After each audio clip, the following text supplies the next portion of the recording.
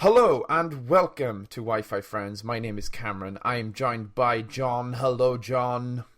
Hello, blah blah blah. Brr, brr, brr, brr, Yeah. brr, brr, brr, brr, brr. They We have done podcasts. They have not gone well because of technical issues, but let's just do haven't gone another well one. because we've just been arguing and fighting. There's a Yeah. lot of drama. Is it, see, the core of Wi-Fi Friends, and people would know this if we had more viewers, is that we really detest each other. Yeah, And it's all about it's the really beef. part of our charm. It's all about the beef. That would be a really good t-shirt. Yeah. Oh my goodness. Jonathan Johnsick, how are you doing, friend? How's life? Oh, it's really boring Oh, that's an... because it's just a lot of work, and then also Yeah. trying to look for other work because the hours and the pay that I have right now is not really cutting it to try and live a stable life and Mm. have savings. You gotta live that I'm lost on That metaphors. I was able, gonna come that up with able some just life. insert really interesting metaphor about balancing work and life. Just- I wish that I could conjure Jed just when I needed Yeah, something right. to say, and then he could just appear and just say something. Yeah, I get you, friend. I get you. You go through patches like that. I think. I mean, even in my scenario where I've had the same job for going on 2.5 years now. I'm happy with my job and I like it, and it's paycheck to paycheck, but I'm okay, and I'm still looking for something. But you do get those moments where you're just like, it's just the same, sometimes, and you find ways to shake it up. You find interesting things, and it'll last for a couple, maybe a month or two, but then you kind of go, oh, this is kind of the same as well, and it's tough to, because you don't ever want to, take things for granted. I find. I'm sorry to get so deep up front, but something you said really resonated with me. It's like I find myself a lot of times taking things for granted, and it's tough. But also on the other hand, you got to recognize it's like you can't beat yourself up for stuff like that, because it's like Jen told me something way earlier in our relationship, because me and Jen come from very different places, and a lot of times, early on in our relationship, I'd feel bad complaining a lot of times, because it's like she hasn't had as easy a time as me in Different life. experiences, yeah. Yeah, different experiences. And I was like, I just, I don't want to complain. So I was like saying something. I was like, I'm sorry, I sound like I'm complaining. And she was just like, you can't like do that, because it'll go all the way down the chain. Like, if I can't complain at something because she's had worse experiences than me, then it means that she can't complain, because there's always going to be someone with worse experiences, and then that person can't. It's like it's just going to keep going down and down and down Yeah. and down to the point. So it's tough sometimes when you feel like, oh shit, I'm feeling a bit bored. I'm feeling like I want to do something different with life, but then you're like, oh, maybe I should just be happy. But you're like, fuck that shit. I should be better. I want to have more fun. It's a Um, very complicated balancing act there, of understanding your privilege and where you are in your positioning, but also knowing your worth. Yeah, knowing your worth is a really good way to put it, I think, because it is something that is kind of on two levels. It's knowing your worth as in like not underselling yourself to other people, but also knowing your worth as yourself as well. Like a lot of times I will I'll be able to like sell to other people. I can be like, oh yes, I can do this, I can do that, please hire me to do this, and I'm quite charismatic. But then when I'm by myself, I'm like, a little bit of imposter syndrome, in the sense it's like, oh my Oh, god, I yeah. can't believe I bullshitted my way into this scenario, I don't know how to computer. These things work. And then it's like, it's this, I don't know if your experiences are the same, but like I get this thing where it's like, because I don't believe in myself, and I don't believe that I can do this job that I promised this other person I can do, I'll put it off, and I'll just be like, well, I can't do it now, I need to get better, or I need to be in the right mind space until like that like anime moment happens, and I'm like, yes, I know now. It's just weird. See, I don't know about that no now moment. I just beat myself up until Until the I don't know deadline's gone.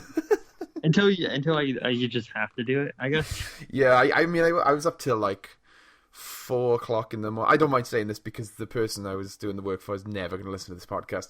But like, I was up until like 4 o'clock in the morning last night doing this piece of work that I'd been commissioned to do, and like I was like, why did I wait so long? Like, why am I only doing it now? And it's like, oh, because I knew that it wasn't until I needed to do it that I'd have the motivation to do it. You know, it's not until like the deadline is like, hey, if you don't do it now, you're fucked. It's like, oh, okay, well, I guess now I'll start it. I guess I'll do it, you know?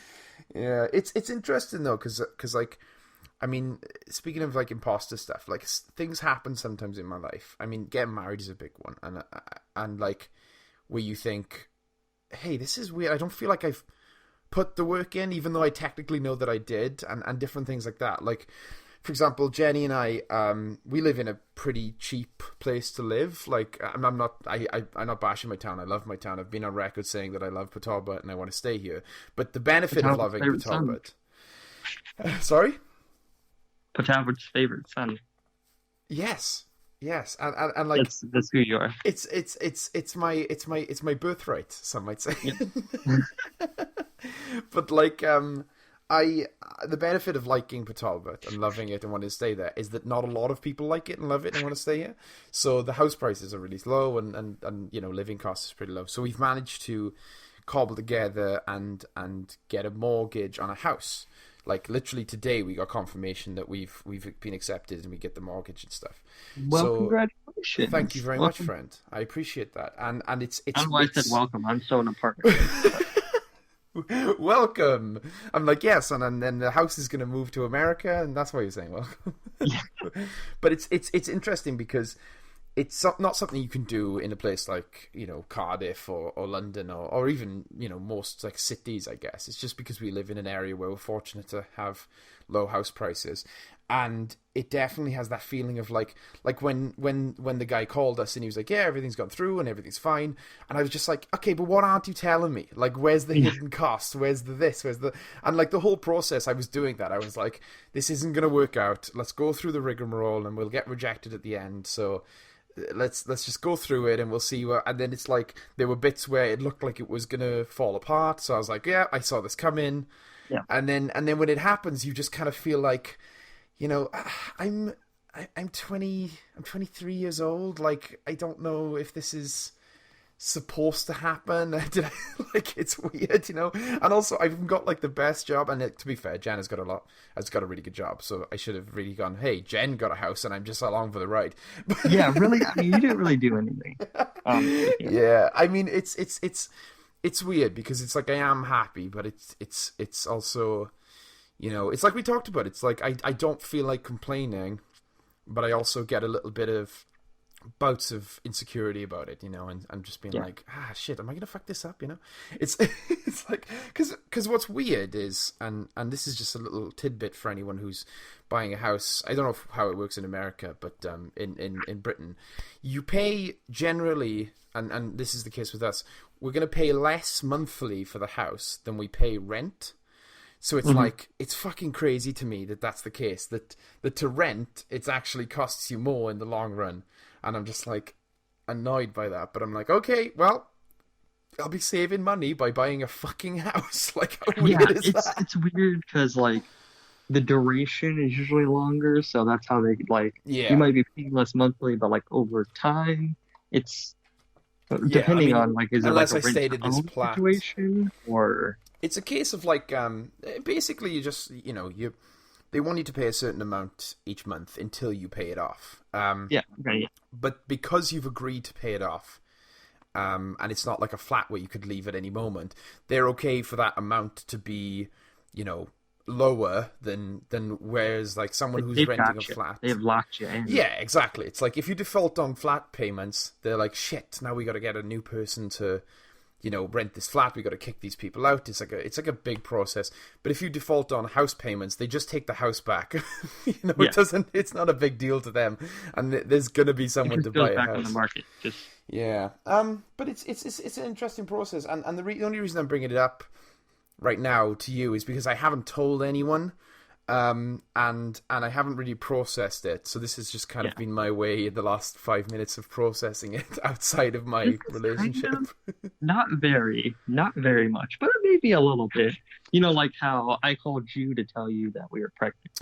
Oh, but that was one of the best days. That was one of the best days because, like, we do have that kind of relationship where it's like we're very close. And it's interesting because I'm as close with you as I am with a lot of my friends in real life. But a lot of my friends in real life, it's like there's this awkwardness of like, you know, they're doing their own thing, and it feels weird to reach out to them when I could just see them in real life, and I'll just tell them next time I see them.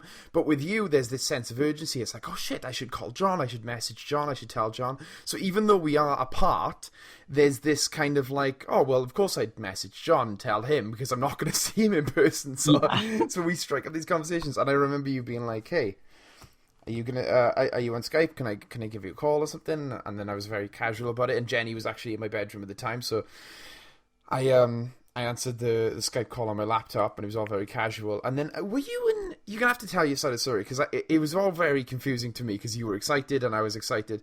You were like outside with Christina, right? Yeah. We were This was my lord, 2000 fucking almost 4 years ago. Dude. Minus your child's age. Yeah, because she'll be 4 this month. Holy shit. Yeah. That was 4 years ago. I guess longer than 4 years because it was before she was born, obviously. True. But yeah, no. So we found out, and we were just like, oh crap, like oh my gosh, this is crazy. Like, what's going on, you know? And so as both of us are very anxious people, we pace a lot. And I remember because I was outside, and I think I was smoking a cigarette. Okay. And I was just like, and so we were talking. She's like, "Well, who's?" You know, I already know who she's. Just like how I already know who the first person I want to tell is. It's her best friend, whatever. And I was like, Cameron. She's like, yeah. I'm like, yeah. Cameron's first person I want to tell. She's like, okay. And I'm like, I'm gonna message him and see if he's on Skype. So we're outside and seeing that text today, and then you're just like, yeah, sure. And I'm just like, okay. All right. Yeah, okay, all right. I just remember, Jenny was in the room because I could hear her in the background when you said it. It was strange because I think it was also the first time that I talked to Christina, and the first time that you'd talked to Jenny. Yeah. And it was this weird, like, oh shit, like our relationship had always been really close, and like we fast became friends, and then there was a period where we were both, I mean, I was in college, you were finishing high school, and like we didn't talk for a little period of time, but it wasn't like we argued or anything, although maybe we should spread that rumor because it's more exciting. I'll say the beef, man. It's all about the beef. And then we came back together, and then ever since we came back together and we started talking again, we were always very close. But that was like a solid moment of like, oh shit, we're actually best friends. Like, it had happened before that. Like that process of us going from just friends and pals to best friends had happened. But it was the moment where I actually realized it, and I was like, oh shit, like I see John as like, you know, like I see Jack Thomas or Reese Peak, and it was like, oh shit, like that's so cool. And those moments you rarely do you get to like be present for them. And actually, like, realize in the moment that something happened that was special. But something like, you know, Chloe coming around was just like, oh shit, this shit's real, you know? Like, there's a person on the other continent who has this whole life. And like, it's, because it is very much sometimes, you know, the whole protagonist syndrome thing that people talk about. Like even the best people, and I'm not saying I'm the best people, but even the best people get that sometimes where they're like, you know, when I'm not around, people just aren't rendered yet. So, oh yeah, 100%. But it's like one of those moments where you're like, oh shit, dude. Like, I remember like, even after that, like I mean, and the updates about Chloe were big, but then also like, you know, you talking about like getting jobs and stuff, and I was like, oh shit, like it's so cool that we can, that like people we've just able to stay in contact through all this shit. I mean, you've moved around more than I think. I move around a ton. You move around like so much, and like it was crazy to be like. after that moment, there was never a point where I was like, oh, I wonder if me and John are going to stop talking, you know? Like, there was never that doubt in my head. It was always just like, oh, yeah, well, it doesn't matter what happens. Me and John will always just kind of be those friends and stuff. And it's funny because now it's at a point where through... You know, I have to give you a lot of credit for this, but through these crazy circumstances, and Twitter gets a lot of credit as well. Although Twitter's instrumental in our friendship all the time. We see each other once a week. Like, and it's crazy. And we have fun. That's the craziest thing to me, that we found this avenue to see each other. Well, not the craziest thing. Okay, number one craziest thing for me has to be the fact that I traveled to fucking Wales, met your grandparents, like Phil, fucking Phil. Your mom. I have a story about you trying to do the Welsh accent. My mom. Your mom. My mom. It's funny. All these fucking people are like, the craziest thing about it was Christina could tell you, I was so fucking anxious. Oh really? Yeah, and nervous, because I was just like, I don't know how this is gonna go. Like, I don't know if anyone really knows. Are we just going to be those awkward people who are like, not bandwagon, but like, you know, like interrupting this family thing? These people who shouldn't not be here, who are just like, everyone sees as a bother, because it's like, why the fuck were they invited, you know? Yeah, and I mean, everyone treated us with such hospitality, and they were so nice, and everyone's just like, oh, are you the Americans? The Americans. I'm like, we look like Americans, I guess. It's the smile, I think. A lot of Welsh people don't smile. Like, people think until I open my mouth, people mistaken me for Americans, probably. I think that, yeah, it was crazy because our weddings were so different as well. And I think what probably helped a lot is that my wedding, I mean, as you saw, was like, a lot of like extended family and a lot of family from both sides and stuff. So what ended up happening is like I didn't know a lot of the people that came to my wedding. Like I knew about 70%, I think. But like, so when people didn't know each other at the wedding, it wasn't too much of a big deal. It was like, oh, maybe they're on Jen's side, or maybe they're connected to Cameron, and I don't know Cameron very well. And because like my close group of friends all knew at least about, or some of them even knew you through like, the internet, it wasn't so bad because it was like, oh, well, there were people to talk to, and there were people that you kind of tangentially knew, and like I just have, you know, including yourself. I just remember the like, because we got there like a little early because we were also like literally down the road from the venue. Yeah, you guys like, you were like, where's your wedding? I was like, here, and it's like, okay, we'll stay there then. I'm like, oh my god, you have to commute everywhere else you go. It was nice. It was fun. We got to see a lot of the countryside. Yeah. God. And you got so we were there like super early, and I like got me a big glass of water because I was just like, and I remember it was like, it had to be like a good 30 minutes or something until like most people started showing up. And then I eventually got the like, I think I did the like cursory, like we might have matched eyes of like, is that? I was like, I think that's them. I'm like, all right, let's go outside because it looks like everyone's mingling outside. And then I want to say, I hear, is that John Jensic? John Jensic. And I just see good old Morris and Thomas. Oh, God. That's the thing. Jack Thomas. And then we just stood with them for like the entire time. The entire day. Jack Thomas is a great guy because he's totally the guy to overcome any awkwardness and stuff and go like, oh, I'm going to talk to this person right now, and just walk over and talk. So it's good to have him to be like the glue, you know? Yeah. And that's kind of like we got lucky, and I'm very like lucky and fortunate to have, including yourself, like a lot of really good friends and a lot of people that I'm like, you know, I mean, I knew you really well, and I know my friends really well. So there was never a moment where I was like, oh, if they meet and I'm not there, it's going to be fine. Like, I knew that was going to be so fine. Yeah, we just, like, slid right into, like, as if we, like, I started giving Jack shit about fucking Counter-Strike. And it's funny because it's this weird, we talk about this a lot in like, a lot of, I've talked about this a lot with lots of different people I know. It's like, especially in my friend group, like, it's weird how you can kind of vibe with someone sometimes and be like, oh shit, you're a really good person to be my friend, and you would fit not only to be friends with me, but to be friends with all my friends, and you would really work out and stuff. And people try to explain it away as being like common interests or common personalities, but I think that's all bullshit, because there are so many different people that I get on with and get on with everyone who are different, who are into completely different things and are completely different personalities. I just think it's this kind of mutual respect thing, and this because I'm friends with like people who are really sporty and are like, you know, really competitive, but as long as there's that respect there and there's that kindness, it's like you can kind of I don't believe that you have to be exactly like everyone. Our table that we sat at was a very eclectic mix.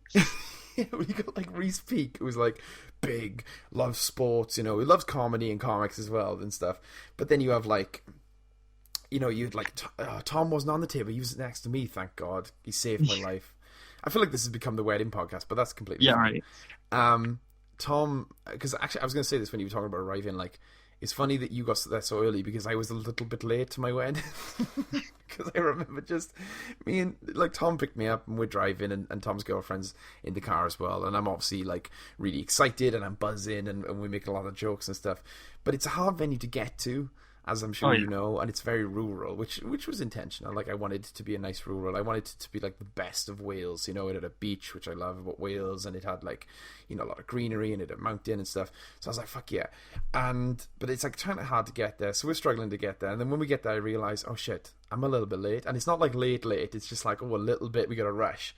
So then Tom is like, what the fuck do you need? Just tell me what you need. And then like he completely ditches his girlfriend, and she's beautiful. I love Amy. I said Amy. Oh Jesus, she's the best. I don't remember her name. We'll cut it in post production. I love Emily. She's best, because she was just like, right, Tom, your Cameron's for today. So then we left, and then like we're just dashing through, and I'm trying to do everything, and I can't remember. No, that's it. So I got into the actual room where everyone's sitting down. And I remember seeing you and Christina, and like obviously, luckily we'd met before that, so it wasn't like we were just because we got to hang out twice before that. Yeah, it was dope. It was way more than I thought we'd be able to hang out, but way less than I wanted to hang out. Yeah, it was just weird. Like, we're probably only gonna get like a glance at each other, and that's fine. Like, but it was really good, and we spent some time together at the wedding as well, which was good. But I saw you too, and I was just like so happy, and it was a lot of different people as well, like seeing everyone. But I was also in my mind being like, well, this is my wedding, I can't fuck this up. So I was like, oh my god, John, so nice to see you. Anyway, goodbye. And I just dashed away again. And the worst thing is, and this is still baffles me, is that the registrar, because we didn't get married in a religious ceremony, despite me being a little bit religious, Jenny's an atheist, and it was just easier to do it this way. So we had a registrar, and the woman was like, you know, oh, there's a £50 upfront cost. And I was like, what, right now?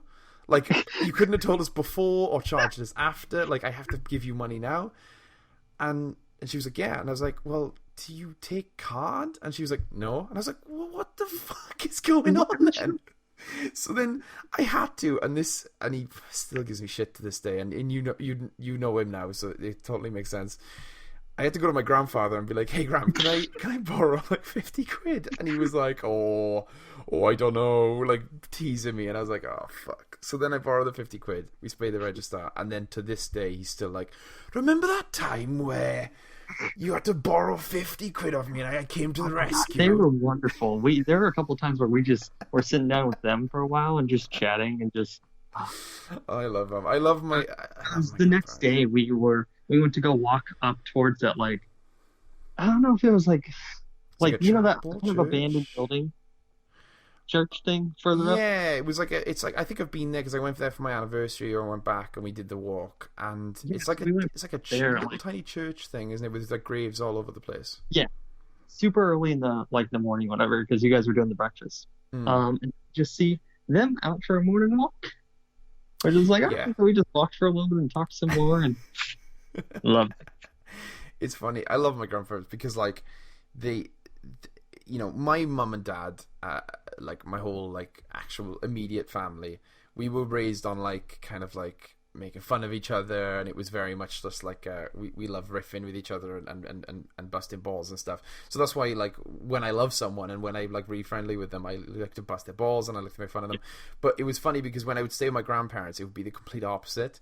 Like my gran was just like, you know, like total like stereotypical, like gives you everything you want and stuff. And then my grandpa would come down and then he would just be like, he tells the weirdest jokes. They're not even like, he's just like, you just never know. He's one of those guys where you never know if he's joking or if he's serious, because he's like such a straight faced guy. But it was funny because like they were, you know, you think of your grandparents, you don't think of them being the ones that are like, oh, let's go talk to all the new people at this wedding that we don't know, like, but they were totally those people. It was just, and like, you know, Jen's Jack Thomas shit, because I don't think Jack Thomas at first knew they were following him to try to get out. And I think they got lost. Oh yeah. It was like halfway through the drive that like he was doing his own thing, whatever, and he realized he's like, oh, I think they're following me. I think they're trying. It's so dumb. And it was just like, it was just such a good time. And I remember like, I was thinking about, because I recently for our anniversary we went back to the hotel. And it was just Jen and I. You didn't hurt yourself again this time, did you? No, luckily I didn't do any dancing. I stuck to walking this time because it is such a beautiful venue, but we didn't get to walk around much because we were so busy getting married. So we just stayed in a room and we went walking and we played some board games and had some food. And it was just fun because it was like truly so much happened. And it was like one of those moments where like, you know, because a wedding is special no matter what. Like like people who get married, like just run to the court and just do it on a piece of paper, and then there's people who have like 1,000 people and they have the biggest party of all time. Like regardless of what it is, you know it's going to be special because it's nice and it means something to you. If it does mean something to you, maybe you're doing it for a visa, I don't know, but like but to have one that it was so catered to like friends, you know, and making sure that everyone who we loved was there. And experienced it as much as we were, because a lot of times weddings can be about the couple, which is totally fair, but we were like, we want everyone to, because it was part of our dance as well, like our dance was Come On Eileen, and we choreographed so that halfway through we just start pulling members of the crowd out. I remember and like that was important to me because I wanted it to be a big part. I mean, I am an attention seeker and I love attention and I love, you know, being the center of attention, but I also love everyone else to enjoy it as well and everyone to laugh, and I was just such a fun time. But then classic Cameron, trying to be funny, trying to do a little bit more of a dance than he planned, and then I fucking slipped off the dance floor. You were a fucking trooper, man. For someone who doesn't drink, you had the willpower of a drunk. Dude, it wasn't that I was like, oh, I'm this doesn't hurt, I'm so brave, or like faking it. It was just my need to enjoy myself was just powering me through. That adrenaline just... It's just because I would have been, like a lot of people would have been like, I hurt my foot, but my wedding was nice, you know, I had some good food, I had some good conversation. But to think that I didn't dance my wedding all the way through, like all the way to the end, I would have regretted it. So I was like, listen, I gotta just dance, I gotta have fun. And like, to be fair, I think like, it was fun. It was a good show because there was one point, and I think there's a picture of this somewhere, where I'm sitting down and I've got my coat off, like my suit jacket off, I got my waistcoat off, and my tie's undone, and my top couple of buttons are done, and I'm sweating pints because I'm dancing and dancing and dancing and not regretting it. And I got one foot with no shoe, and it's in a bucket of ice. And I was like, that corner of the room was like your spot for a minute. Because I set it up in a way that was like I could just at any moment bounce up and rejoin the dance floor. And yeah, it was just good. I mean, I can't remember. I think this was later on in the night when you and Christine had to retire. But it was like quite quiet and things were coming down. And I wanted to do a dance with Jen where it was just me and her doing a slow dance, because obviously our main dance wasn't slow, so we wanted to do a slow dance. And there's just this fantastic photo of me and Jen really close to each other. Like, I'm gazing into her eyes, and I know at that moment I was just thinking how lucky I am and how much I love her. But in the photo, you look at it and you go, "Oh, that's sweet," and then you look down and there's just one of my shoes missing. It's like the perfect encapsulation of the entire day, the night. It is, and our relationship as well. And I just, it was just so, and like, it's one of those things as well where like you know, it going back to what we said earlier, when you have days like that, when you have nights like that, it does make you think, and you go, shit, I don't want the monotony, you know, I want my life to be weird and wonderful and crazy. I don't want this, you know, and when you're working, it's like, because like I understand that it's like if we didn't work, we wouldn't have anything and stuff. Yeah. But it's hard to convince yourself sometimes. You're just sitting there and you're just like, fuck, I want to do something crazy like that again. Like, I think it's why. Sure. Yeah, and I think it's why, like, I don't know if this is the same for you, but like, it's why I love stuff like Disney World and Disneyland. Like, it's this place that's like exists specifically to break up the monotony. You know, the whole thing is designed to feel like, I mean, magic. I mean, that's how they describe it. We may as well just describe it how they describe it. Like, and like it's just, I don't know. It's just something about it. This like, hey, we know that life can sometimes be a bit boring. Come to this place that is absolutely fucking bonkers. You know, 360 days a year. Yeah, I don't know. I mean, it's interesting to think about. We really got on the wedding podcast. I can call this the wedding podcast now. It's only a year late. Yeah, that's great because like, then to go from like that of like, you know, it was really. You know, you talked a little bit about like when I told you the Corey's pregnant, you know, and like that was like a moment. You know, this is really like, I don't like proof, I guess. You know? Yeah. It was this weird like being there, and then just like, it wasn't the fact of okay, like just being invited, because it was like being invited was good enough. I would have been fine if I had just come and we talked to you, and we mostly just sat in the corner because nobody knew us. Then they go from that to like seating placement, which obviously sure a lot of factors involved, but the fact that it was like, oh, we're like a top table. Yeah. Like, I'm sure there's reasoning, but like that in itself is pretty fucking okay. I'm just gonna, you know, because I know, you know, you put the people you don't want like back in like, you know, table 13. All the people, for us, it was the people that we had no idea who they were, but our parents invited them, so okay. Yeah, table 13.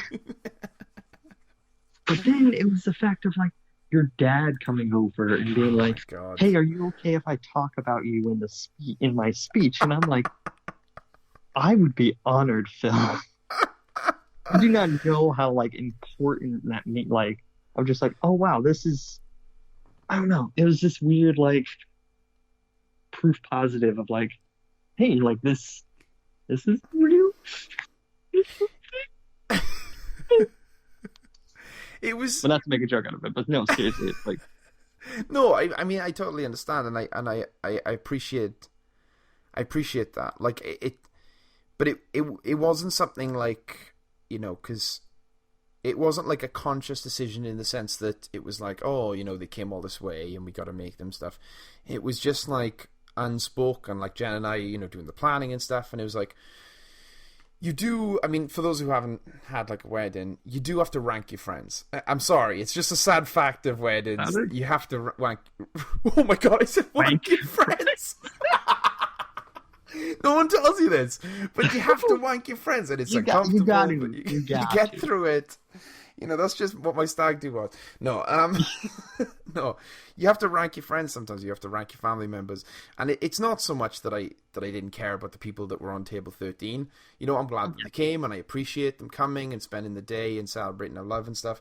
But you want the people up front, and you want the people who are engaged and the people who have the most opportunities to be talked about and to be enjoy the day. You want those people to be the people you love, because that's what a wedding is for. Like, if like people do weddings for different reasons, but me and Jen were like, and I said it in my vows, so I mean, you already know this because you heard me do my vows, but like, it's an opportunity to just stand up in front of the people you love and go, hey, all you people that I love, this is the person I love the most.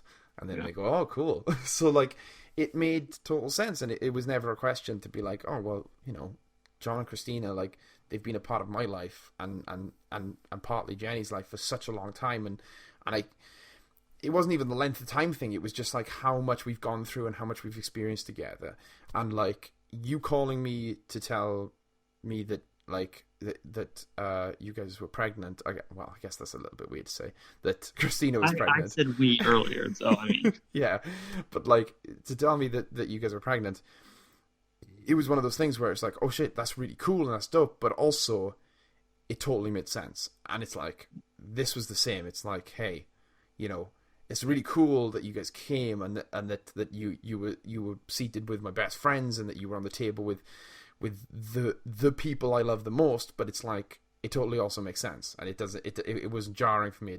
It wasn't like, oh wow, this is crazy, because it was just like, oh shit, this is just our relationship. And I do want to talk about Phil for a little bit, because you brought him up, and I still, to this day, I regret ever letting him do a speech, because he's fucking mental. But he's great. My favorite thing. Oh gosh, are you going to talk about his speech? I'm not going to go too in depth. Okay, so I'll preface maybe with what he talked to me about, unless yours goes chronologically before that. Well, I was just gonna say that, like, I mean, I love my dad. I do. I mean, I love all my family members, but I love my dad in a very special way, in which that me and him are very different people, but he also inspired me in a lot of different ways. Like he's the reason that I love movies, and he's the reason that I, he taught me how to treat people right and how to treat women and just be respectful of everyone. But he's also like very different to me and very, I wouldn't say more manly, I guess, but that's kind of the way the way I'm going. But the one thing about my dad is that he's just a wild card. He's an absolute wild card, and like, you never know what he's gonna do. And he was just like, yeah. So my mum was like, listen, I just want to tell you, just before the wedding, just to warn you, your dad is going to put some inappropriate jokes into the speech, and I cannot stop him. And I was like, you know what, Mum, deep down I knew this was going to happen. But he was like, the thing about my dad that's funny is, like, he put this speech together that was roasting people and that was making fun of me and intentionally embarrassing me. Yeah. But to juxtapose that, he practiced it so much and was so worried about it and was so caught up in, like, I better get this right. So it was like, the speech itself was to embarrass me and to make fun of me and to roast people, but the effort that he put into it, it showed me how much that he loved me and how much he wanted to get it right. Well, I would also say that, like, even though it was pretty rough, it did, like, have, like, it was one of those, like, all right, joke, but it all ties together in a really sweet way. Yeah. Because even, like, I love the joke that he made about Jenny and about them getting into arguments. But it was like this really sweet of like, oh, you've made me grow as a person. And I'm like, oh, I fucking almost died when he made that comment. He's just, I mean, that's the thing about my dad is, like, because you do, like, we bash heads and a lot of him and Jenny's relationship, because Jenny's even more, like, opinionated than me, and like, they bash heads a lot, but it was always that thing of like, you respect each other, and that's kind of the point that he hit. And what's funny with my dad is, like, he could have hit that point way more on the nose and talked about it in a sincere, honest way, but that's not how he did it. He did it in a joke. It was it carried the same point, and it was really good. But just at the moment, it's just like head in my hands, like, oh my god, please. And then when he came to you guys, I was like, oh. So I felt so bad because I completely deflated him before the speech. Because he comes over to our table and he's just like, oh, hey, everyone's like, oh. He's like, ah. And he's like, hey, have you ever watched The Simpsons? Which, first of all, I'm like, really random question. I'm like, is he gonna tell me I look like somebody? Yeah. And he's just like, I'm like, no. He's like, oh, but do you know about The Simpsons? I'm like, yeah, I know. I mean, never really watched it, but he's like, yeah, okay. Do you know about Herbert the Pervert? He's just, and that's the thing. Like, he got the fucking show wrong as well. Like, he's such a and like, and then Reese is right next. If Reese is right next to us, Reese is like, oh yeah. And Josh is like, all right, okay. He's like, are you good? Are you okay if I? And I'm like, yeah, sure. It's cool. Oh my god. I just felt like instantly he asked it. I was like, no, and he's like, oh. He's just the type of guy as well where he's like, oh well, Cammy's American, so he must have seen The Simpsons and Family Guy.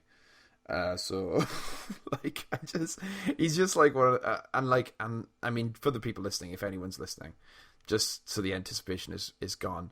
My dad was talking about in the speech, inviting you over and stuff, and he was like, years ago when Cameron first told me about John, I was worried that he was grooming him like Herbert the pervert.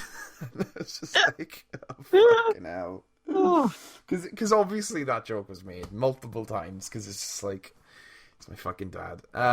But like, yeah, it was good, and I just wanted to bring him up as well because there's been a recent development in Phil being an absolute insane person. Yeah. So recently,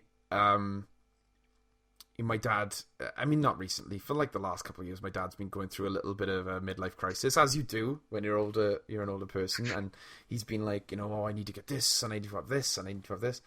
And he came into a bit of money because for a long time he'd been holding on to his. I don't want to get too much into it. Obviously, it's just a little ancillary story. But he'd been holding onto this other property that he had for reasons, and he sold it recently. So he came up to a bunch of money, put most of it in savings and stuff, and then he had some money to just spend on something, And he was just like, I've earned this money, so I'm going to spend it on something fun. And he was umming and ahhing about what to get. And so today I go down and I go to see my parents. But I haven't seen, but they're not in the house, so I just walk in and I'm just like, oh, fair enough. And I walk into the living room and fucking John, I cannot express how fucking shocked I was. Mounted on the wall was an 85-inch television. I was looking at it and I was like, what the fuck is this? Because my dad had a TV. It was one of those, he spent a lot of money on it. It was one of those curved TVs. It was like 50 inches. It was already absurdly big. And it was like curved, and it was like all bells and whistles and stuff. Nice.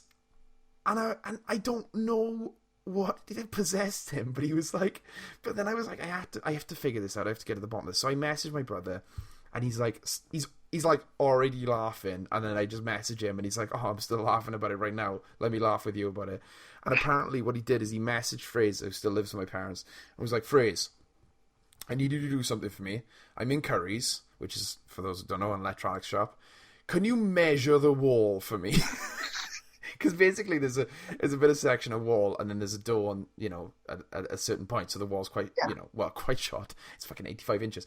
But like, there's the wall, and then there's the door. So Fraser goes in and measures the wall, and he's like, yeah, it's 85 inches. What's this for? And he's like, I'm going to buy a TV that fills the whole fucking wall. And I'm like, Dad, what? And my brother is closer to my dad than me because he's a lot more like my dad. But even he is like, I kept telling him, I was like, Dad, we don't need a TV that big. Why are you going to buy that? And he's like, it's just a vision I had of a full TV on the wall. So then I'm like, imagine you had this vision quest. he just, and the thing is like, how many TVs was he looking at that he was like, one of these is going to fit the wall perfectly? I like the he just walked in and he's like, biggest TV you have. He just puts his fucking debit card down on the counter. But like, price is not an issue. He could have bought my mum something. He could have gone on holiday.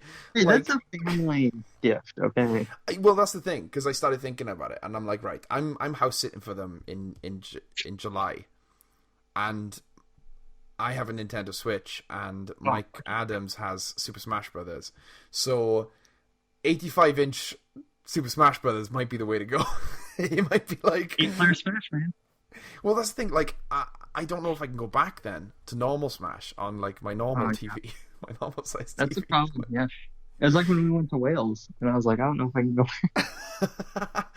Funny enough, you say that. Like, do you remember when we were hanging out? It was just me, so Jenny wasn't there, and it was me, you, Christina, and your friends, and I was taking you to a museum, and I was like, oh, this is one of my favorite museums in Swansea, and you guys didn't have much time, so I was like, let's go here, it's free.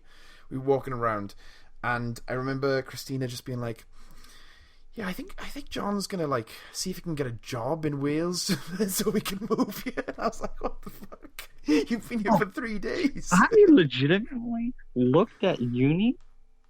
Oh fuck yeah, dude! You could to see what like, because they have international students. Yeah. Well, we had lots of but they do a housing thing, and I'm like, that probably wouldn't work with me having a kid. So. Yeah.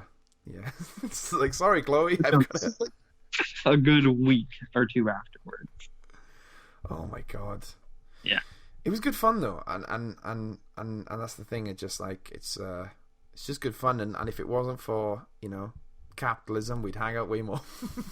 Yeah. Just blame capitalism for everything. Just going all of that to like the channel. Well, the channel was during that time. Yeah, it was actually. Like it was very idea of like, oh, we need to make up a reason to talk to each other, to hang out, not to talk to each other, but give us a reason to force ourselves to,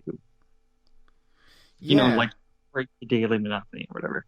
And then going that to now, we just weekly talk to each other every week. It's not as in-depth as these conversations, we're playing Dungeons and Dragons and there are other people there. So it's not just like we're having one-on-one time, but we're still hanging out.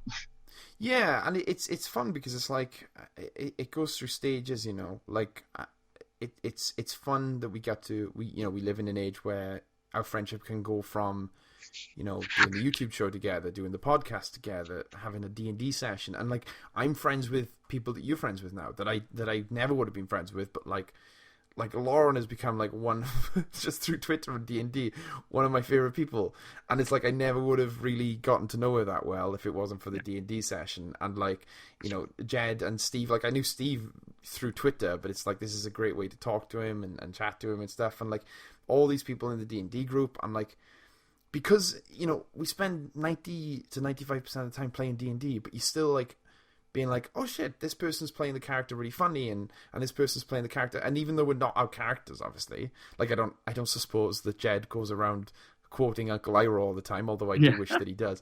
But the fact that he was as a character walking around quoting Uncle Iroh all the time, I was like, shit, this dude's cool. So I think D&D is a genuine like way that you can hang out with people and get to know them and be friends, even though you're not actually being yourself for most of the time. And we're all like sharing these experiences of like, man, like when you did that thing and when you did this, and it's like you're still getting to hang out and do things together, and like it's so much fun. It is, and it's, I don't know, D&D's kind of it's I mean, we've talked about this before, but like it's just such a good kind of like wholesome thing. I know it sounds weird because your game is not wholesome, but it is wholesome. It's just the content. It wasn't supposed to start out that horny, okay? But some of the people in this group made it that way. Look, it's the way that it has to be played. I think that like it's good though, because when I first started playing D&D like properly with like DMs that actually knew what they were doing, it was strange because it was like, oh shit, this is actually such a game. Like it's actually it's not just this improv thing that I thought it was beforehand, where it's like, you can do whatever the hell you want, you can walk around and blow up a room and it doesn't really matter. But like it's got mechanics, but it's as RP as you want it to be. And when you've got a group like ours, it's just like, me and Lauren are fucking in character talking to Jed like we got, this is we're serious and we're doing voices and stuff, and then Jed is like quoting Uncle Iroh, and like it's just like shit, this group is like buying into it, and it's totally, and then like Rania comes in, it's just so much fun. And it's just I think more than anything, more than D&D even, I really appreciate when people just go the full mile, just completely 100% buy in, and you kind of get rid of those vulnerabilities. You get rid of those, this is embarrassing, or I'm a little bit, I don't want to do this because it's nerdy and stuff and it's kind of geeky, but like with our group, there's never that. You know, I feel like we can. The first session, it was like, all right, everyone just jumped straight into characters and stuff. It wasn't like, it was no like narrating, you know? Yeah. Of like, oh, well, my person would do this, or they'd say that. It was like, all right, I'm gonna say it. How, you know, like. Yeah. And it's fun because you can't fake that. Like, you can't like have a group where, you know, half the players aren't doing that and have the same experience. Like, everyone has to at least buy in, or at least be like, oh, you know, it's cool that you guys are buying in. I'm gonna play off it and actually, like, you know, react to it and stuff. And God, it's mad. Dude, I feel like this has been a really good conversation, but I do like, this would be it's like hitting the hour mark, and I'm like, oh, we've really kind of made a full circle. You know, we've talked a lot about like coming out of your shell and insecurities and stuff, but I do really want to talk about Fleabag. So should we do a real hard segue that doesn't really make a lot of sense? If you could, like, so post-production here, we've got a lot of post-production work to do. Oh yeah, we've got like 4 editors. Yeah, so like all we're gonna do is, it's gonna be so we're gonna be like talking, right? Yeah. And then I'm gonna say something witty and funny. Mm-hmm. And then it's gonna do that shoot bop bop boo do do do do boom. The thing for Fleabag. Oh, the sting, yes. Yeah. Okay, so like, and that's why sex is funny. Alright, I'm gonna try one. Okay. Fuck me up the ass. I was gonna go for that one, but I was like, I thought it's low hanging fruit. It's the context that matters, okay? With the context, the joke becomes something else. It ascends. Yeah, so I watched Fleabag in like 2 days. Ooh, believe me, I feel that. I had to watch it as it was coming out, and it was excruciating. But then, I'm just going to tell this little story, but then I do want to find out your thoughts first, because I have too many thoughts. So I watched Fleabag when it came out, and it was transformative. It was like, oh my God, I've never seen anything like this before in my life, and it's on the BBC, which is like, oh my God. And then when season 2 came out, me and Jen were like putting it off. It can't be. Oh, what if it's not as good? And then season 2 ended, and we still haven't seen any of it. So I cracked up my DVD of season 1 because I'm a 90s kid, and I put my DVD of season 1 in because I'm a 90s kid, and we binged the whole first season again, rewatched it, and we were like, oh, this show is just as good as we remember. And then we were like, right, now we're going to watch season 2 because it's all out. It's all on BBC iPlayer. So we clicked the first episode, and then we woke up like 6 hours later being like, did we just binge season 2 in one night as well? Like, it's just like insanely watchable and insanely just more-ish, and goddamn. So where are you? Are you just finished season 1? We're finished both. You finished it both? Oh, fantastic. Yep. Oh, that's so good. Okay, John, as an American, tell me what you thought of Phoebe Waller-Bridge's Fleabag, the season. So it's one of those things where we were watching the first season. Okay. And I had these moments where we'd look at each other and I'd be like, what is this show? Yes. You know, I'm just like, I don't get it. Like, I get, like, it's funny, and, like, there's, you know, like, kind of fucked up in places, you know? Like, I'm like, okay, so is it one of those, like, just a show about bad people? Because those are, like, on the age now where it's like, these are shitty human beings, and just watch them shit. And then, like, the ending, the last couple episodes of season 1 happened, and you're like, okay, shit, that was, like, really emotional and really hit hard. All right. It turns out that all of the beginning stuff was work. They were putting in the work and building, and I was just not seeing it. You know, I was focusing too much on like the minutia and not on the whole. Okay. And then season 2 happened, and I was like, instantly from Jump Street, I'm like, oh my God, all of that work that was put into season 1, like instantly like works. Because like all the time, the investment, the whatever, like season 2, I fucking love. I think I like season 2 more than season 1. It's just, where do you even start, you know? It's so clever, and The thing, Fleabag has this amazing thing of just being able to, I don't know, make people, these unlikable people, you learn to love their insecurities and the bad parts of them. You know, like the sister, I began to fall in love with her kind of over obsessive, controlling nature. I'd be like, oh, of course, it's her. Let's Claire. She's oh Claire. Let me guess, you're gonna get mad at her because she's talking too much or something. Oh Claire, you know. It's tough to talk about, isn't it? Like I am glad you really enjoyed it. I really am. And just to go off your point of like the transition you had between season 1 and 2, which is interesting because you watched it all as one. So like you watched it as a big chunk, whereas for me and Jen there was like a 2-year wait. But like season 1 and 2, it's not like the same show. It is an answer. It is like season 2 is an answer to season 1, and it's a really good follow up. But it's not like, you know, The Flash, where season 2 is just season 1 again, but just higher stakes. It's like a very different approach to the show. And it kind of causes this interesting thing where, like, Jen prefers season 1, I prefer season 2, but both of us agree that both seasons are awesome. So it's like this really weird thing. It's like, you just kind of have a preference. Kind of sort of like the Toy Story season movies. 2 is an answer to season 1. It's not a follow-up, it's not a sequel, it is like the mathematical equation. Ooh, that's a good way to put it. I like that. It's like S1x equals S2. Yeah, right.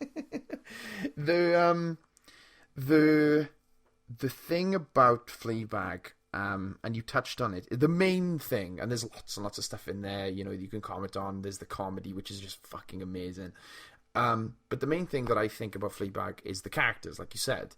It's these characters that none of them, not even the one that you think is going to be not flawed in season 2 and turns out to be flawed, it's like none of them are faultless. And it's not like none of them faultless like the show Friends, where it's like, oh, you know, Joey's sometimes a little bit of a, you know, a little bit of a player. It's like all of them are in some way deeply flawed, you know? So it's like you got all these characters, and all of them in some way are deeply flawed, except for the ones who are dead, and even those are sometimes deeply flawed. Like the only one that you can maybe think is like, well, I don't think she had any problems that we know of, was their mother, but the mother's never in it. Like there was a comment about like the part, like her dad and the godmother, who I fucking hate. Olivia Colman, one of the best actresses. She's so being good evil. at being a despicable person.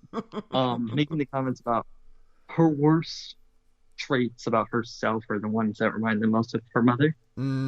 So there is that like implication that maybe, you know, her mum was like her and stuff. Yeah, but you know, but then also like I think what her dad, like the one comment her dad made really kind of sums up the whole show, which is where he says those are the parts that you need to hold on to. And it's just like, it's this great thing of like, yeah, you can't, because, oh my God, I don't know if I just realized this or if I'm just stupid. But it really ties into season 1, where all that Fleabag, her main character, is holding on to about her friend are the good parts. Yes. And she's putting her in this perfect light, this perfect picture, and beating herself up, when really it's much more complicated than that. It's so much more complicated. And that's kind of the thing, is like the characters are the drive of the show Fleabag. And I suspect that's why, you know, the main character is referred to as Fleabag in all the promotional material and the credits. You never know her name, but the implication is that she sees herself as, you know, trash. But all the characters can kind of be referred to as this, because they've all got these all deep flaws that affect the people that are close to them in very negative ways. But what I kind of realized, especially after season 2, is that you love the characters. That's undeniable. As you watch the show, you love the characters, even though they're all deeply flawed. And maybe you could justify it and be like, no, actually, I don't love them because of all these reasons. But it's hard not to love them. Well, it's hard not to love some. There are definitely villains in the show. But you love them in the same way that you have a complicated relationship with like a family member.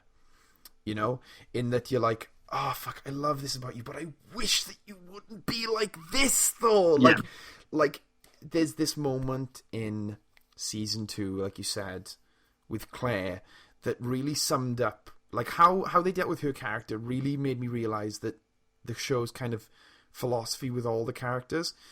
So, like, with Claire, like, season 1, it's a little bit up and down, and you kind of, like, you're annoyed at her for not being so pally with Fleabag, but you also understand her circumstances, and you're annoyed at her for not believing Fleabag at certain points. Again, if you haven't seen the show, you're not really going to understand this discussion much, because we've both seen all the show.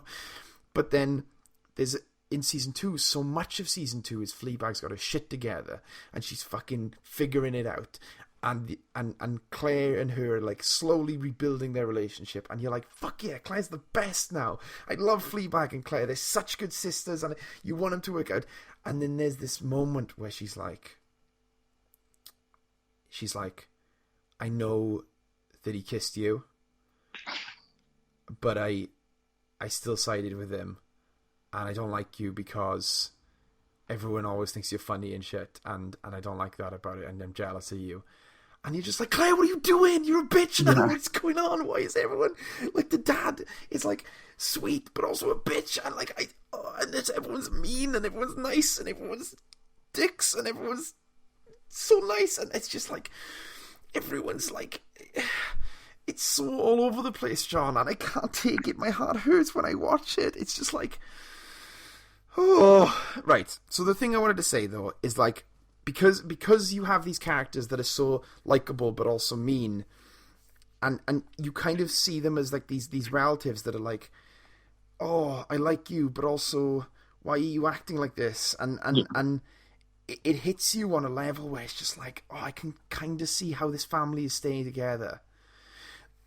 Do you get what I'm saying? Like, you can, because you fall in love with Claire and you feel for the dad, and you know, you kind of see why this dysfunctional family unit is still able to function sometimes, because you see the things that they like in each other as well as the things that they don't like.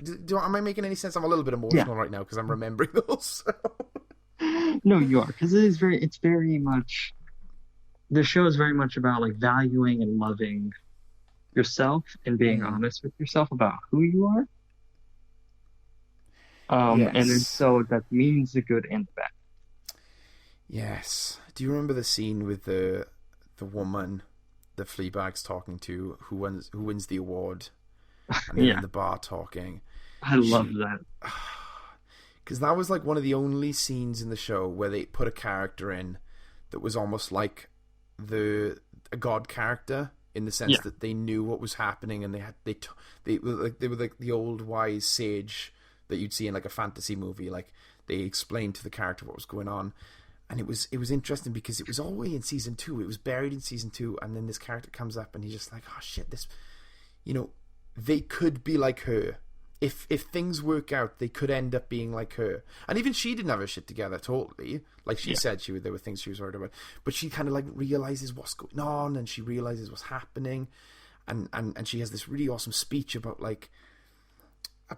because she wins, you know, an award for being a woman in business, but she's like, it's bullshit, and she's like annoyed, and she's a feminist, and, like, it's just like, oh shit, you could see Fleabag getting to a point where she's confident in herself and she's like this person, but you also realize why Fleabag's struggling and why she's because, like, I mean, you go back to season 1, the whole thing of, like, the twist of what she's guilty about, and it's like you said, like, you hit the nail on the head.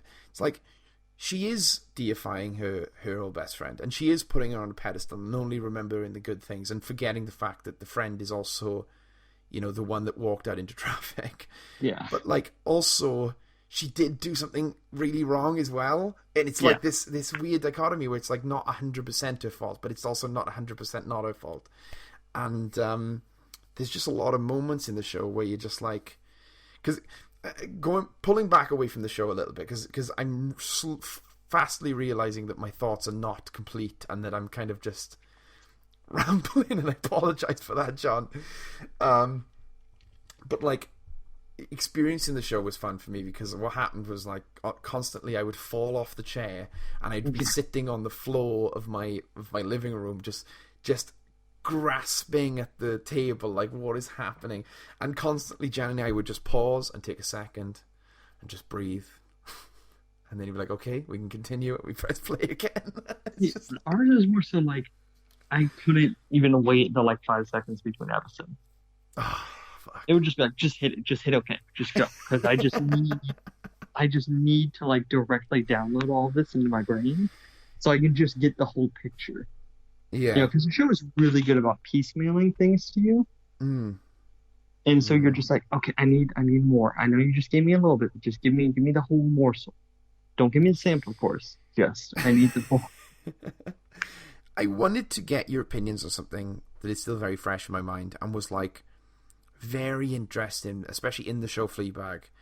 And I'm still trying to figure out myself. But I wanted to know your thoughts on like his character and also his entire arc of the priest character played by Moriarty. I'm not sure what his actor's name is. Yeah, Andrew Scott. I first saw him and I was literally just like, I know who you are. Who are you? I did a Google search. I'm like, Mori, of course. Fucking Moriarty. I loved him. Yeah. Loved him to death. Fucking hot, dude. Oh my god. Yes. There were many a times where Jenny was like, "Can we pause this?" Not because it's intense, but because I'm just, wow. The church scene. Oh God. Oh John. Oh anyway, John. It was interesting because, so at first you very much think he has his shit together, and then you realize that season 2 it's his season 1. Yeah. And it's just so like the ending for me at first I was a little not upset. Yeah, I was a little upset because I wanted them to like be together. Yeah. And also it was upset in my experience, I was upset for Fleabag. Yeah. It was like it made the actual choice they made in retrospect made sense, but in the moment I wanted her to have that happy ending. So it was like crushing. And it helped that like I read an article like literally right after that I found. Because I was just like, what the fuck was it about the fox? Oh like, yeah. It's a great bit. But I read this article and I think it kind of helped to shed some light onto maybe an idea if we don't get a season 3, which I mean season 2 was even really up in the air about if we were gonna get that. Yeah. But the fox, like, so the idea is like if Fleabag season 1 and season 2 as well, until the ending is all about her and us, the audience. We are her crutch, her way to hide from her problems, to hide from like the truth, I guess, because she would only speak the truth to us. She wouldn't speak the truth to anyone else. So it's like her way of being able to push the truth away and like kind of hide it. Which that was just me. That wasn't part of the little thing. But and Andrew Scott's character, the priest, had the foxes that kept on following him. I see. The fox is like a representation of like sexual desire and love. Because the fox only got brought up, like the first time it got brought up was when she was talking about wanting to have sex for the first time. Yes. That's when he's like, "Oh, what is that? A fucking fox?" Yeah. And then at the end and then we get the fox again. I think when they're in the garden making out, we get the fox again, and then like a stop at the end, where the fox goes back to follow him again because he still hasn't dealt with his feelings about sex and what's so cool is like seeing it through this lens you're projecting. It's like they're always talking about the fox, and it's always this thing in the background, just like her. I mean, one of the best things about season 2, like talking about that equation, the answer to season 1, he notices It could be a fucking horror movie for a second. When he like, I was talking to because Christina's like, why do I feel anxiety about him? Like knowing about this, and I'm like, well, because it's like, this is her retreat. Like we're her safe place almost. Where she can truly speak how she's feeling or whatever. And so it's like him breaking down her walls. And then when he does that, like, this one shot when he like turns and laughs, like directly at us, I jumped. I was like, oh my god. It's good because it's also like because regardless of the end, I do think this show is making the point that he is the first, like, I'm not going to say man, he's the first person in her life who truly sees her, you know, and like looks past everything and sees her for who she is, and loves her, to an extent, obviously, because of the end. But like, it's this thing where it's like, when you're with someone like that, and it's so rare, but when you're in a relationship, you can kind of, you know, if you're having anxiety, or if you're having dark thoughts, or even that if you're thinking about something but you're not projecting it onto your face, and you're staying very like I mean, if you're in a party, you know, and you're sitting around and you're chatting, you look like you're having fun, but inside you're kind of freaking out.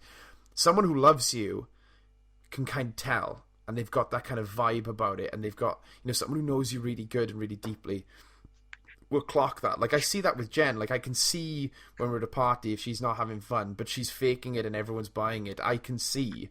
And I think that was one of the points they were trying to make. It's like, he is cutting through all the bullshit, and he's like, oh shit, I can tell when you're retreating it, because he even says it. He's like, it was like you weren't here for a second. Going? Oh, and he gets so frustrated with it as well. Like, and I relate to that. It's the idea of, like, you know, I know that something's not okay. Why are you faking to me right now? Like, what? It's tough, because it's like, he's in the right, but also she's in the right, and it's all over the place. But the point, like, that the article made was that they think it's a happy ending because the fox still follows him, and so eventually he will come to his realization and maybe come back to her. But my thing is also, like, would she be happy being a priest's wife, though? I don't really know. Like, where does that go? I mean, that's an interesting interpretation, and I don't take that away from them. But to me, it felt like her seeing the fox, clocking the fox, and realizing that it was real is, like, really significant, because it's like, oh shit, this fear he had of intimacy and of breaking his priesthood, and also his crisis of faith as well. It's like, she's like, oh shit, it's real. She's accepted it, and she's not just like, because a lot of it, she is almost in denial about him. She's like, oh, you're definitely gonna have sex with me. You're definitely gonna fall in love with me. You know, especially that last episode. Like, they really do think, like, he says that if I sleep with you, I will stay with you, and she thinks that he's telling the truth, and it doesn't work out. But seeing the fox is really significant in the same way that he sees her looking off. But him, like, I agree with you. The fox following him doesn't feel like, to me, that it's like, oh, I'm going to bring him back. It more feels like this is something he's going to have to deal with throughout his life. Yeah, he's still going to need to. And it's interesting because her being able to see that, of like her reaching a point of emotional availability, I guess, that she's able to, like, you know, see his problems for what they are. Yeah. But then also this idea of, like, I mean, she left us, you know, which is super weird, because, like, the audience, she left her mask, her, like, you know, her hideaway. And it's like, oh, are you going to be, like, an emotional, healthy person now? Is that what I'd be very surprised if that was the case, because the show kind of takes this stance, and I really appreciate it because it's very realistic, of, like, you're not going to solve it overnight, you know?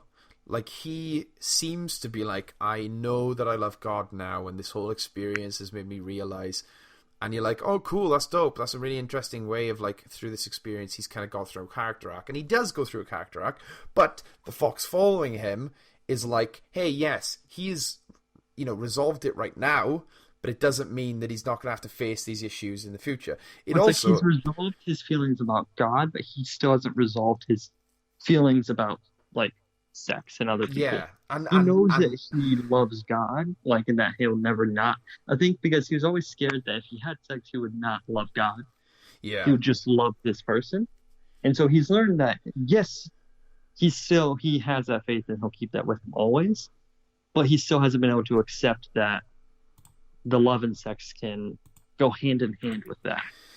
Yeah, and it's interesting, and what's fun is, like, not fun, that's the wrong word to use, but, like, what's interesting is he never deals with what me and Jenny saw as one of the biggest issues, and I'm not saying that this show skirting over it, because it's totally fine for a character to have a flaw and never deal with it, because plenty of characters in this show haven't dealt with their flaws yet.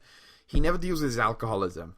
Like, he's clearly, there's something wrong there. And I'm not saying he's the only alcoholic, but like, we always see him drinking. He's always drinking, and it's maybe this is me looking too much into it, and maybe it's me equating it stereotypes because he is a priest.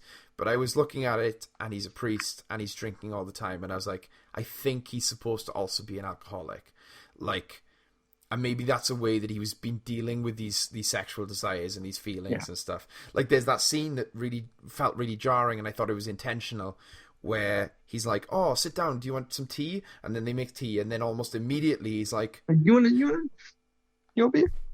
You want a gin and tonic? I got gin and tonics." And then he's going and he's like trying to reach them and stuff, and it's just like, that's weird. That's not okay. It's the middle of the day, bro. But yeah, I think the idea, I think it very much is that he's still in his season 1. Like, yes. And he hasn't really dealt with all of his issues yet. Yeah, I mean, circling back to Fleabag a bit, because you did make a point, like, the end of season 1 ends with her in a terrible place, like an awful place. She's been rejected by her family and her sister, and she's not being believed, which is a big problem, you know. Because of like all the bad things that she did do, the one thing she didn't do, that's what she's being accused of, you know. And it's awful, and the show ends like that. Season 1 ends, but season 2, like you said, ends in like almost an upbeat. Yes, it's a bummer ending, but it is also an upbeat. And she leaves, and I was really worried. I was like, yeah, she has the statue again, which is really funny as well. Well, I thought it was funny, but then it was also great because there was also this harkening back to what her dad said. It's about holding on to those, even if they might be bad, holding on to those parts of her mother. And then it turns out the statue was molded after her mother, which is fucking another weird thing. But my one thing about this show that I had a problem with. Okay. It's not the show's fault. It is other shows' fault. Oh. Because this show has, antagonists, we'll call them. Because they're not villains. No. They're antagonists. That are so fucking despicable that you want to see them hurt. And you know that this is not the type of show where that can happen. But seriously, like Martin and like the Godmother, I was like, if this is Game of Thrones, I'd be like, you need to fucking die. I mean, that's kind of interesting, you know, because like, you know, Fleabag being set as crazy it is, being set in the real world, it does kind of have these problems where it's like, you know, these, like Martin is a type of character where it's like, it's almost extra horrible because you know this isn't Game of Thrones. So like when Littlefinger's going around being a dick, you're like, at any point he could have his head chopped off, you know. But like Martin going around and doing these things that aren't as bad as Littlefinger, but are still despicable and horrible.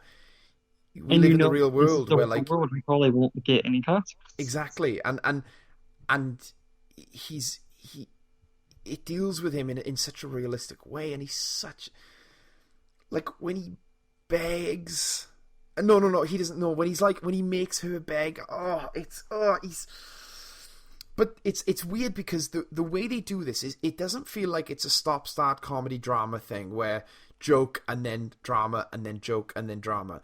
It almost feels so wrapped up with each other that you can't separate it. Like, the bit, which I thought was so funny, but then also thinking about it was so sad, when his own son leans over and says, "Tell Claire to leave him." It's like, in the moment you burst out laughter because it comes out of nowhere and it's so bizarre and it's crazy. But then you think about it and you go, his own son is is basically advocating for his dad to get split up with and to, you know, to lose the love of his life. Well, I don't believe that he really loves her, but I don't know. But like, you know what I'm saying? Like, it's a joke, but then it's also drama, and it's all wrapped up in one thing. And I just don't, I don't know how you could do that in other shows. Like, it's so special, and it's so, it's handled so well. And I gotta say, I mean, we coming down to it, the basics of it is Phoebe Waller-Bridge is just one of the smartest, most creative people I've ever experienced. You know, like, it's just fantastic. It's just crazy how she thinks of these things, and she's able to balance the tone. I mean, well, then just the fact that, like, it started off as, I believe, if I've got this very straight, a sketch idea that turned into a one-woman show. Yeah. That then became so, like, you know, a one-woman show being turned into, what are they, hour-long episodes? They're half an hour long each. Half an hour long, 6 episodes each season, you know, worth of content. So that's what, 2, 4, 6 hours. 6 hours. Yeah. It's a lot. It is. And like, my friend who I work with used to work at a theatre, and he worked at around the time where she came and she pitched a one-woman she pitched the one-woman show that was Fleabag. And he said even then, like, even when it was just a one-woman show, it was just fucking filled with this intelligence and this uniqueness. Because the thing about Fleabag that I love to say to people who haven't seen it is, like, you have never seen anything like it. Yeah. You know, I don't think that even if you dislike the show, I don't think you could even disagree with me there. Like, and, you know, the British way of doing television worked so well for her in that it's like 6 episodes long a season, but she uses them to the fullest extent, and it's not like 21 episodes and she has to put fillers in and she has to make characters up that all like killer. Sorry? All killer, no filler, just like and it's like, I mean, one of the big things is, like, I don't think there's a character in Fleabag, I might be wrong, but I don't think there's a character in Fleabag that doesn't show up in more than one episode. Like all of the characters, even the funny ones like the boyfriend, they all have significant roles to play across her arc. They're not just like, you know, like in Friends, a character might come in and be the focus of the episode, then leave, and then it's done. You know, that character, you never see it again. It's never really impactful, and they never even reference it again. But, like, every single person has a purpose. You know, everything that happens in the show has a purpose. Like, the fact that they brought back her ex in season 2 for the wedding was, like, so good. And, like, he's such a source of comedy, but also such a good... If you look at him and you realize the fact that they've been dating on and off again for ages, it gives you... Sorry, pardon me. It gives you such a good kind of, like, look into how she treats people. You know, just by looking at who he is and how the fact that they've been together. I did want to, you know, quickly wrap up because it's really late for me. But I wanted to know if you have a favorite joke, because it is also a comedy and it is one of the funniest comedies I've seen. If you can't think of one right now, I don't mind going first, but I was just wondering if you have a favorite joke of Fleabag. You go first. Okay. I think, again, a lot of the jokes, what I love about them is that they're steeped in either drama or realism, and there's never a joke where you're like, that's just lol random, you know? Like, even the fuck me up the arse joke is funny because it's like, she's being honest. Like, she's like, this is how she sees this person, just as the person who did that, you know? But for me, my favorite joke, because of how real it was when they're breaking up and her overly dramatic boyfriend is being all very, you know, like, I'm breaking up with you, and he's talking about how, you know, and then he says, it already hurts so much to love you. Don't make me hate you.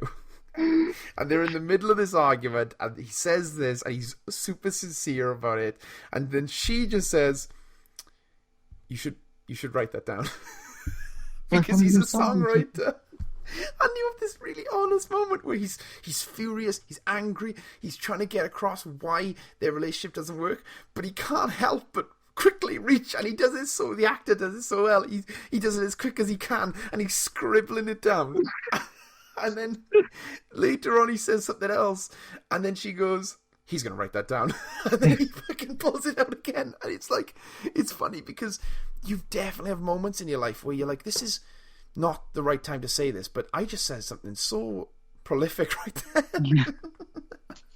For me, that was like, it was so steeped in realism. It was so like relatable and also like funny, and the performances from both of them were so good.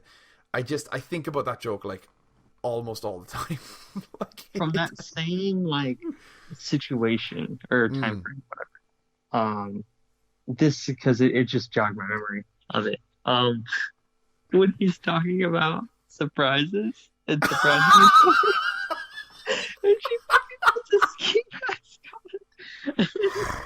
I get the knife and threatens him while he's in the shower. Oh my god! I was keeling over. I was fucking dying. It's like, because it's like everything surrounding that. Like, she realizes when she gets in, and she freaks out for a minute, and then she goes, "Oh, I've got it." Like, I've got this brilliant idea. And you're watching it, you're like, no, don't, no. And then he just, the best part isn't his initial reaction. It's that he keeps on like crying. He's like, he's just gonna get a panic attack. He's like, I'm okay. He'll just restart the process all over again. And there's that amazing thing where he keeps, because again, steeped in reality, like when you do have a panic attack, you kind of got this logic is going all over the place, and he just keeps going. He's like, it's fine, it's okay, it was funny, it was fun. Like, he's justifying her doing it. He's like, and he's so like, just fucking. I was like, for a second, I was just like, oh my god, is he gonna have a heart attack? Because he was so good at playing that. Like, I was like, oh so shit, good. He is going to the hospital. He was just, again, that actor was so like funny, and he just so bought into the role, and like, oh my god. And fuck, I mean, even later in the show when he turns up at the Olivia Colman's like art thing, and he's like, which penis is mine? And she points to one of them.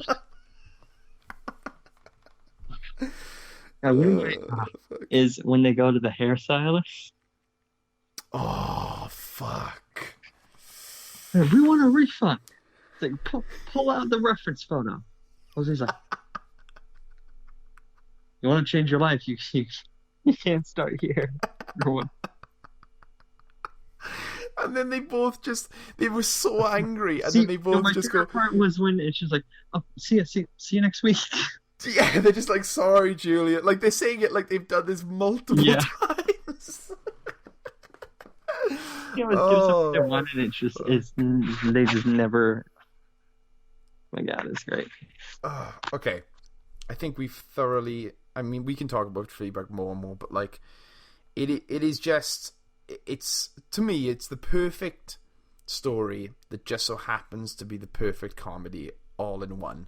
Like, usually when I do lists, I have like, I separate them out, I'm like, oh, my favorite comedies and my favorite dramas, or my favorite, whatever. Because we're geeks, we like to make lists for some reason. I don't know why that's the thing. But like, for me, I truly couldn't choose one for this.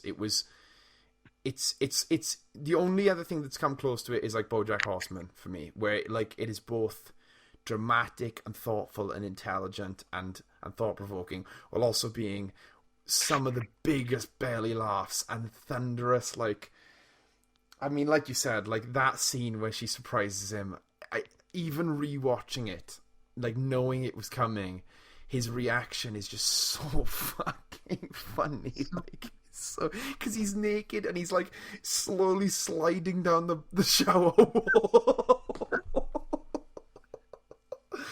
Okay, John, I have to say, this has been one of my favorite podcasts we've ever done. It's so fun to chat about the wedding and get real with you way too quick and talk about one of the best TV shows that we've both seen. I'm so glad you've watched Fleabag. I know you didn't like. I know it was probably an emotional experience, but I'm glad we can talk about this now. And goddamn, if this hasn't been a really fun night.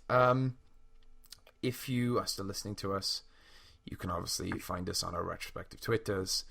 John, do you still reign over Twitter? Are you still the Twitter king officially? Oh yeah, I believe I think I need to defend my title soon. I think there's some sort of tournament or something. I think you're definitely at least the Lord Regent of Twitter. Yeah, Lord Regent. You can follow us both, and yeah, I mean, I'm still wanting to do videos. I've been a bit busy, and we've both been a bit busy on the YouTube channel. But you know, that's how the YouTube channel works. Sometimes we've got lots of videos, sometimes it's a little bit of a dry spell. But goddamn, this was fun, and hopefully, I don't know what's going to happen with D&D now. We're going to have a break soon, and then maybe. I don't know if we maybe. I was thinking about maybe because we'll talk about it after. Yeah, because I don't know if I want to ruin such a good thing, but I also love it so much and want to have it.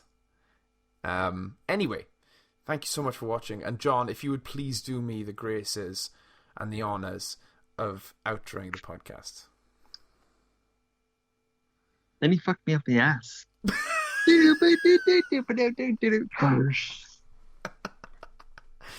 Oh, I really hope someone doesn't listen to this without knowing what the fuck we're talking about. I feel like that's everything we do.